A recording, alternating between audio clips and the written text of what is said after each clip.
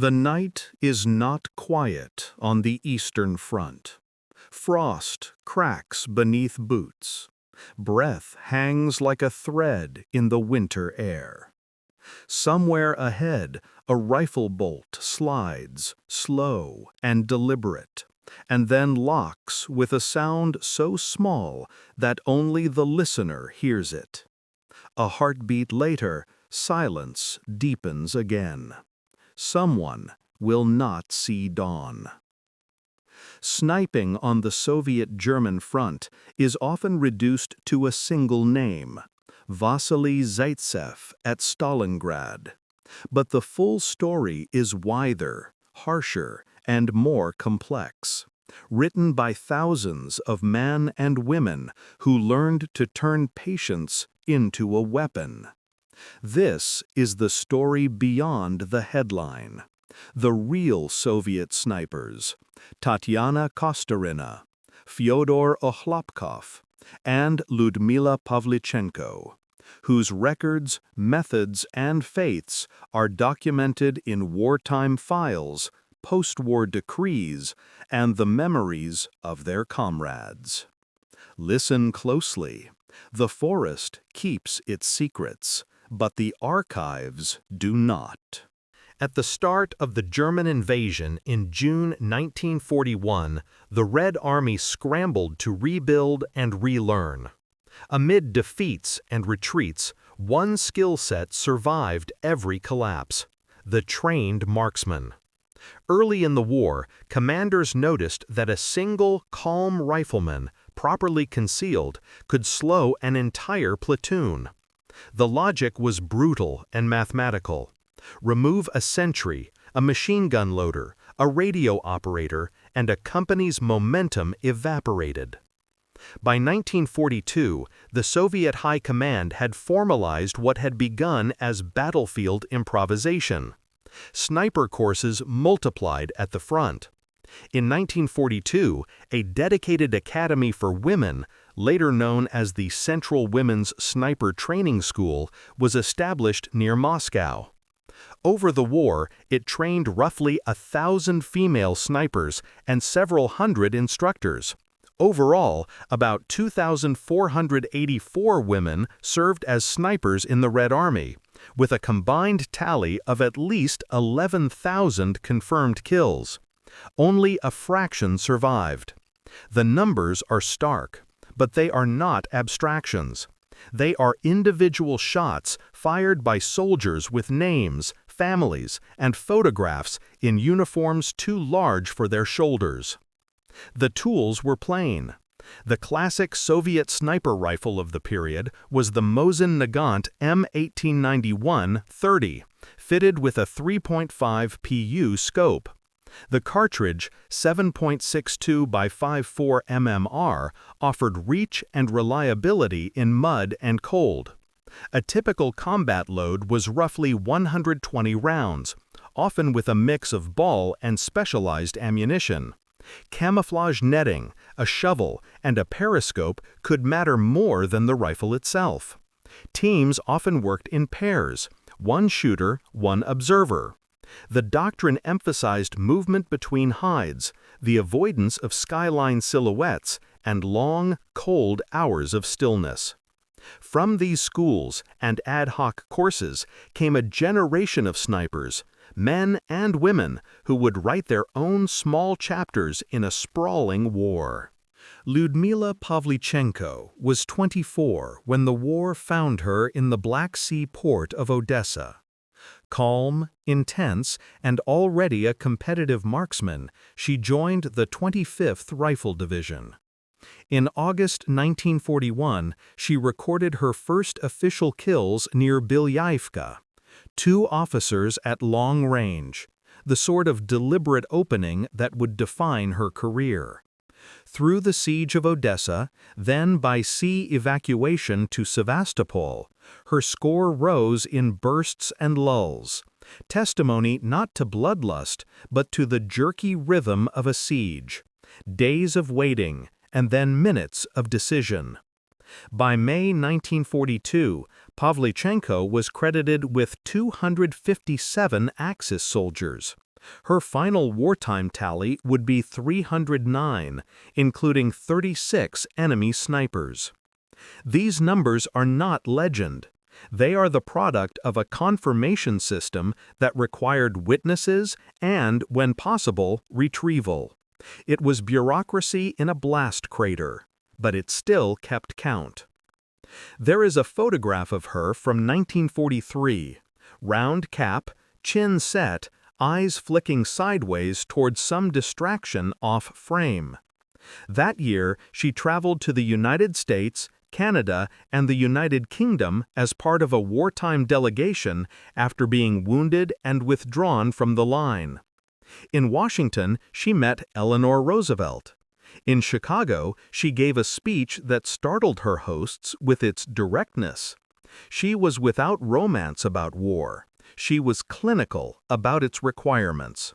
For the remainder of the conflict, she trained snipers rather than hunt herself. An expert teaching patience to people who would need it more than any other skill. Pause. Think of the discipline implied by 309 confirmed kills.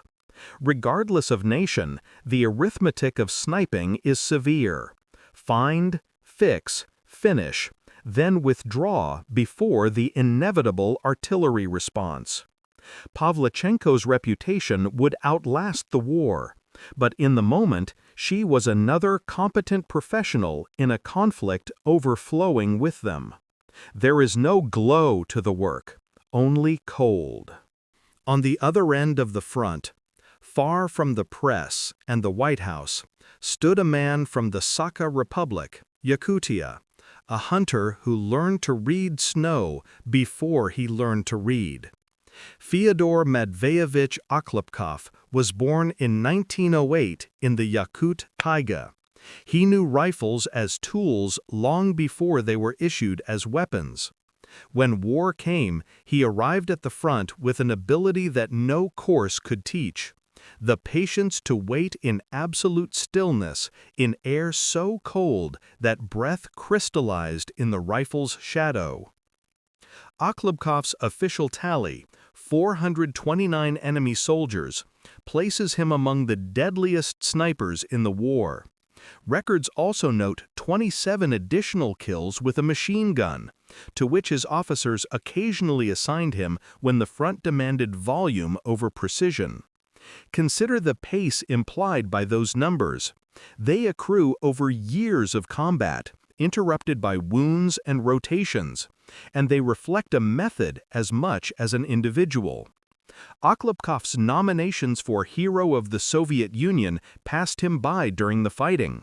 The award finally arrived 2 decades later in 1965, part of a wave of recognition granted as the generation of veterans grew older and the state began to codify memory. He died in 1968, back in Crest Haljai, the village that had shaped his steadiness. There is sometimes a temptation to romanticize the northern hunter as a natural-born sniper. Okhlopkov's record is evidence, but not proof of myth. The war remade everyone who fought it. He learned the same techniques as other snipers: angle discipline, mirage reading, fieldcraft under artillery, only he practiced them in a style that was not for parades. His battlefield was often the Rizhev-Vyazma wilderness, and later the Baltic states, forests, ravines, and the cramped visibility of trench lines resurrected in new soil. In such terrain, a sniper is not a duelist so much as a surgeon removing the most dangerous piece on a board, over and over, until the position breaks. Reflect for a moment on delayed recognition. The medal in 1965 does not change what he did in 1943. It only changes what the state chose to remember publicly. For historians, the record, regimental logs, award citations, after-action reports remain the true center of gravity. For families, the stories hold a different weight. And then there is the story of Tatyana Ignatovna Kostyrina. She was 19 when she died fighting her way onto the Kerch Peninsula in 1943. By then, she was already a decorated sniper in the 691st Rifle Regiment, the separate maritime army, a soldier who had learned her craft in the hard school of the Kuban bridgehead and the Taman Peninsula. Her file states 120 confirmed kills, which placed her among the most effective of the war's female snipers. In November 1943, her unit crossed from the Taman side onto the narrow spit of land that leads toward Kerch, a landscape of shell-fragmented villages and low hills numbered on staff maps instead of named. Hill 104.3, Aji Mushkai. Places marked by coordinates because the old names could not hold what was happening there. In one of those actions, when the battalion commander fell, Kostyrina led a charge that seized a height and held it under counterattack. The timeline is detailed but not perfectly consistent across sources. Some documents list her date of death as 10 November 1943, others 22 November during the ongoing Kerch-Eltigan operations. What the record agrees on is her conduct.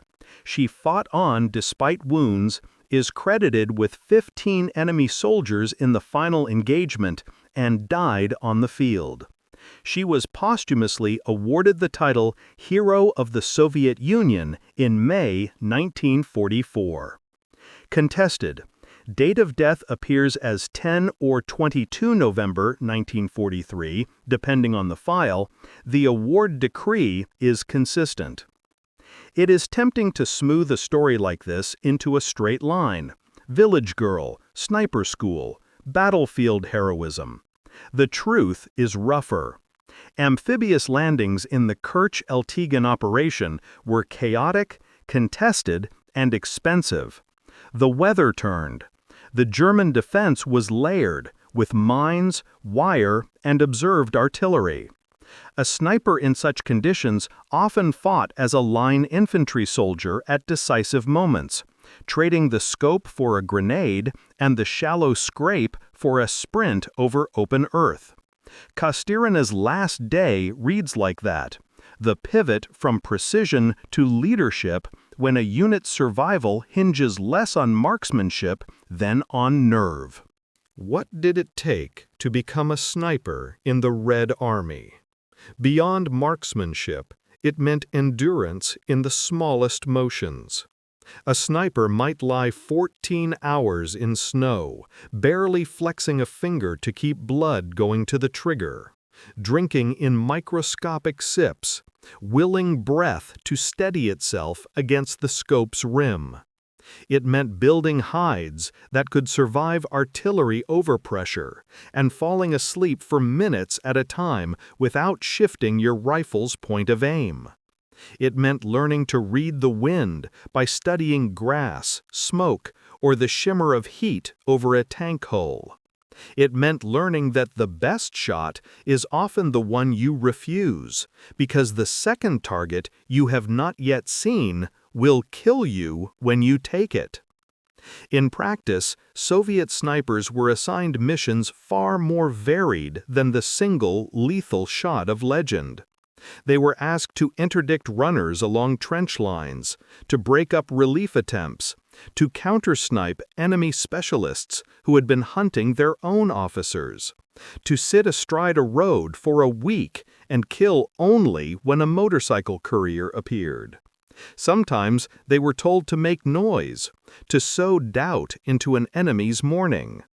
At others, they worked the opposite, a quiet line that gave nothing away until the battalion attacked. And they taught. As the war went on, experienced snipers rotated to training units to pass on lessons learned under fire. Pavlichenko taught. Okhlopkov taught. Even the dead taught, via notebooks recovered from pockets and the practical theology of comrades. How to cut a firing slit through sod without showing fresh earth. How to zero a rifle after it fell off a sled at night. How to use a periscope to bait a rival and then shift angles 10 meters before you actually fire. The culture of sniping was an oral tradition, formalized under the pressure of necessity, and turned into a curriculum by instructors who understood that students might be at the front by the end of the month. The enemy learned too.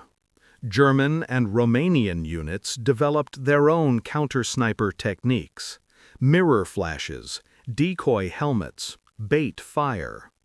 Some German loudspeaker units even tried to demoralize famous opponents by name, broadcasting promises or threats along the line.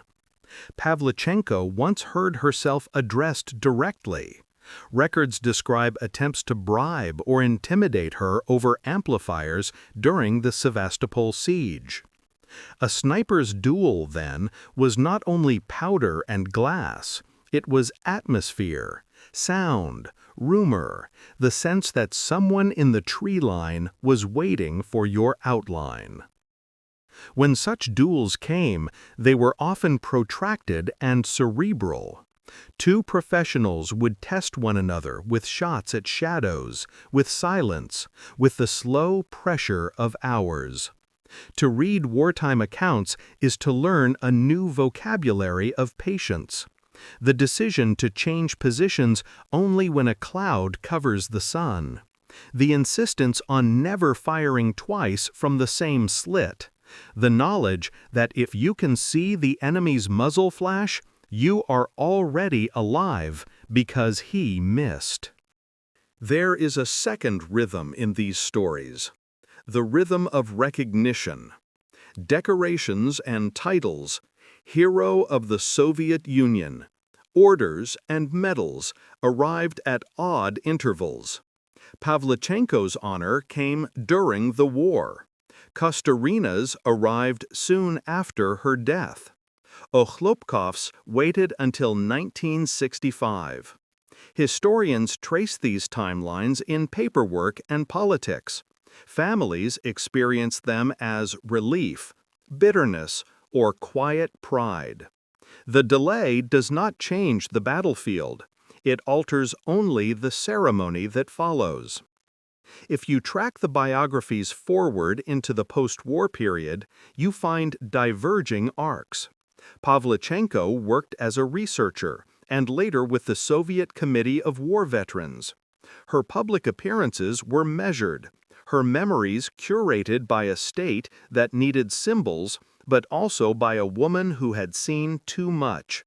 Okhlopkov returned to the taiga, worked in district posts, then on a farm, and died still relatively young. Kostyrina's life ended on the Kerch steppe before she could decide what to do with a piece that would have been noisy and long. The human cost is not a line in a ledger. Snipers carried their own burdens. Eyes that learned to search crowds for gaps where a target ought to be. Hands that woke at night rehearsing a trigger press.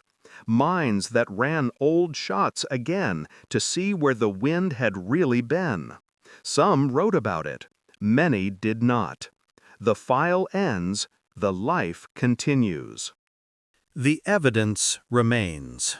In 1943, students at the Central Women's Sniper Training School pooled savings to fund rifle production, a patriotic gesture that reads almost surreal today. Cadets paying for the weapons they would soon carry to the front. The school graduated classes that were parceled out across the fronts: Northwestern, Baltic, Belarusian, Ukrainian, each unit absorbing its snipers into the gritty arithmetic of attrition. By war's end, roughly 500 of the 2,484 women who served as snipers were still alive. Their combined tally again at least 11,000, represents not mass murder, but the precise removal of military capacity, in a war where every removed radio, NCO, or machine gun cost the enemy time they could not afford. You might object. Numbers from the Eastern Front are often inflated or contested. That caution is warranted. Historians treat all kill claims skeptically, and any confirmed figure depends on the confirmation system in use. The Soviet system varied by unit and conditions, but generally required observation and corroboration. Even so, most serious studies today treat the top-line numbers for these three figures, Pavlichenko's 309, Okhlopkov's 429, Kostyrina's 120, as plausible within the record. Where the record diverges, Kostyrina's date of death, for example, responsible history notes the discrepancy rather than sanding it away. There is a deeper question that the files cannot answer. What did these people make of themselves after the last shot? The war ended, but the concentration that had kept them alive did not dissipate. Some channeled it into instruction, into veterans' work, into quiet family life. Some left photographs and medals in drawers. A few were interviewed decades later, and the interviews read like weather reports from an interior climate, matter-of-fact, almost dry, with brief squalls of memory. If you could ask them about fame, many would shrug. Snipers on the Eastern Front rarely lived like the stories written about them. They lived under tarpaulins and in holes cut into snow. They watched the horizon for a glint that did not belong. They learned to fear the sound of their own rifle, drawing artillery attention to the spot where they lay. The duel was often not a duel at all, but an exercise in applied observation. Return now to those three: Pavlichenko, Okhlopkov, Kostyrina. Pavlichenko is the most documented. Her public tour in 1942 left a trail across newspapers and photographs. Yet even there, the person recedes behind the role. She is at once the woman who addressed an American audience with brisk authority, and the soldier who knew the weight of lying still under mortar stubs. Okhlopkov is the least public, the most elemental. He is the northern hunter translated into a wartime profession, then translated back into a private citizen with public honors delayed. He stands for the many who were known intimately by their platoons and almost not at all beyond them. Kostyrina is the brief flame, 19 years old.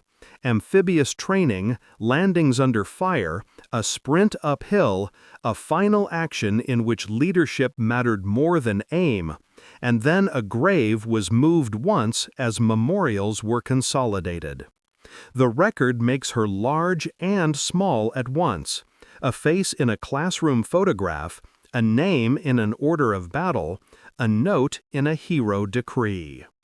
The temptation in any national story is to turn such figures into statues. The better approach is to keep them human. Their achievements depend on rigor, range estimation in headwind, light discipline on snow, the refusal to take a borderline shot because the exfil route is wrong. Their mistakes and wounds are part of the same file. The courage on the hill near Kerch is as real as the morning in a field where nothing moved all day. If you stand today on ground they fought over, Odessa's outskirts, the Sevastopol sapper lines, the low ridges east of Kerch, the peat and birch of Rizhev, you can still feel the geography that trained them. Lanes of fire are carved by trees and contour lines. The earth dips where a trench once ran. Fields that look empty are dense with angles. The skills they refined were not exotic.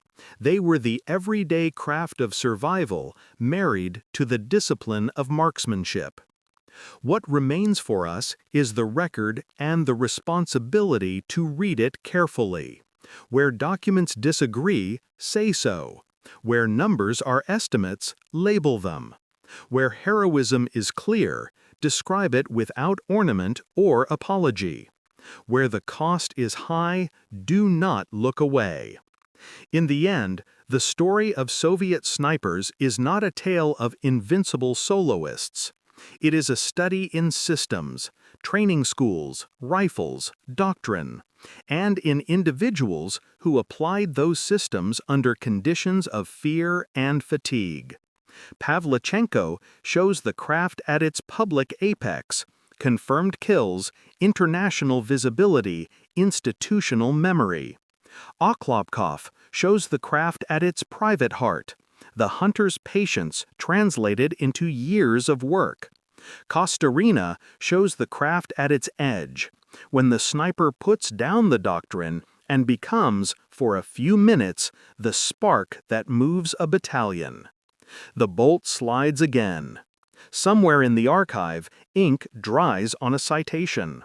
Somewhere on a slope near the Black Sea, the grass still points the way the wind was blowing the day it mattered. The human eye, steady behind glass, does its work. And the forest, indifferent and vast, keeps its silence while the file stays open for anyone willing to read.